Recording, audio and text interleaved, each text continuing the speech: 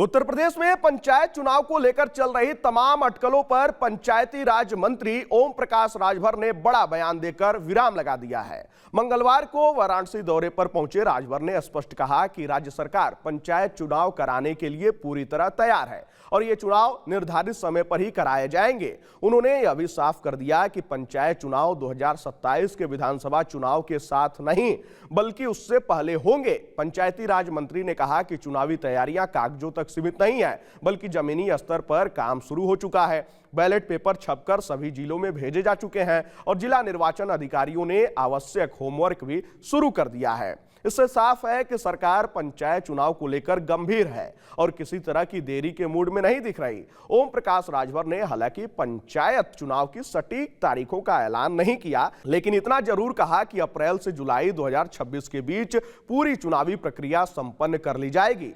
पहले चरण में ग्राम प्रधान, बीडीसी और जिला पंचायत सदस्यों के लिए मतदान कराया जाएगा। इसके बाद ब्लॉक प्रमुख और जिला पंचायत अध्यक्षों के अप्रत्यक्ष चुनाव होंगे। उन्होंने यह भी स्पष्ट किया कि पंचायत चुनाव पारंपरिक बैलेट पेपर के जरिए कराए जाएंगे। इसके लिए सभी जिले पूरी तरह तैयार हैं और चुनाव का नोटिफिकेशन जल्द ही जारी किया जाएगा। पंचायती राज मंत्री ने बताया कि पंचायत चुनाव के लिए मतदाता सूची का अंतिम प्रकाशन 28 फरवरी 2026 को किया जाएगा। उन्होंने भावी उम्मीदवारों को सलाह दी कि अंतिम सूची जारी होने से पहले वे अपने समर्थकों और मतदाताओं के नाम सूची में जरूर जुड़वा लें ताकि बाद में किसी तरह की परेशानी न हो। इस बार पंचायत चुनाव नए परिसीमन के आधार पर होंगे, जिसका सीधा असर वार्डों और ग्राम पंचायतों की संख्या पर पड़ा है।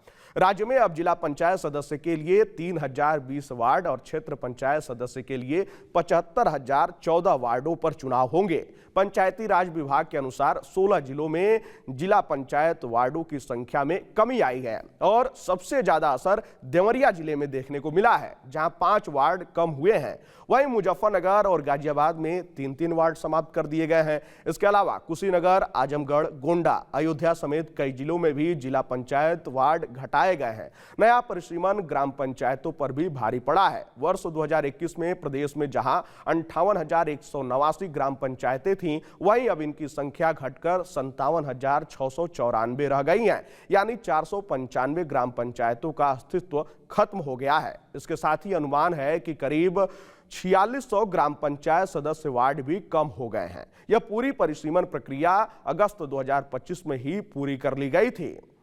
हालांकि सार्वजनिक रूप से सरकार पंचायत चुनाव समय पर कराने की बात कर रही है, लेकिन भाजपा के अंदर खाने की तस्वीर इससे अलग बताई जा रही है। पार्टी सूत्रों का दावा है कि सरकार और संगठन दोनों ही पंचायत चुनाव को लेकर पूरी तरह सहज नहीं है। सूत्रों के मुताबिक विधानसभा चुनाव से पहले पंचायत चुनाव कराने में कई राजनीतिक जोखिम देखे जा रहे हैं।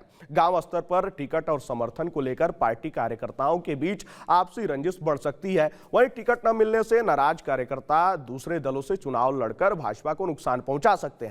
इसके अलावा यदि जिला पंचायत और क्षेत्र पंचायत सदस्य के चुनाव में पार्टी का प्रदर्शन उम्मीद के मुताबिक नहीं रहा तो इसका सीधा असर 2027 के विधानसभा चुनाव पर पड़ सकता है। भाजपा को 2021 के पंचायत चुनाव के पहले चरण का अनुभव अब भी याद है, जहां शुरुआती नतीजों ने पार्टी की चिंता बढ़ा दी थी और बाद में डैमेज कंट्रोल के लिए काफी मशक्कत करनी पड़ी थी।